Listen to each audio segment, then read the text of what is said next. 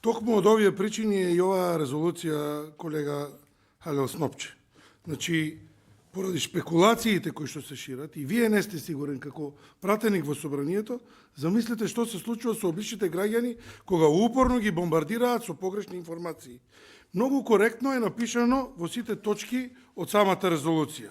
И затоа точно реков дека се однесува за дел од опозицијата. Јас да бидам искрен, не сум слушнал од ваша страна коментари или исто така приклучување кон ова ширење на лажни вести. Меѓутоа, еден политички субјект упорно деновиве главна тема ја наметнува да бидат мигрантите во ситуација кога имаат нивни внатрешни проблеми партиски или не знам какви, и тоа е нивна работа. Тоа воопште не ме интересира.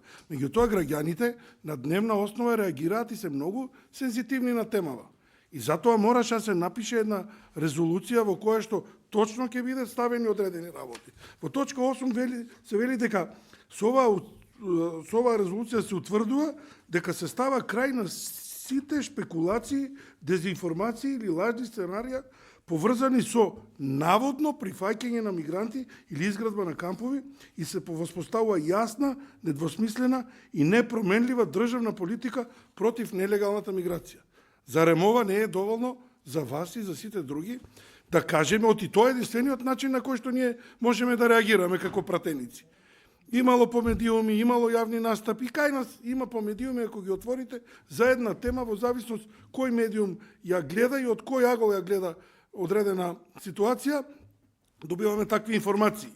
Не ја знаеме причината зашто ова се случува надвор, но дајте да ја затвориме темава. А темава се затвара со еден ваков документ.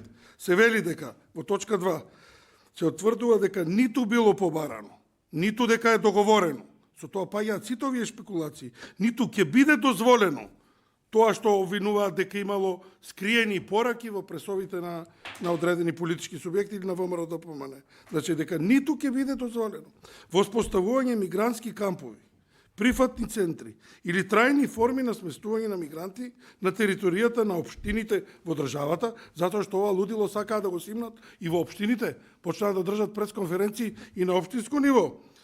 И во државата дека такви активности не се и нема да бидат дел од владени политики. Точка.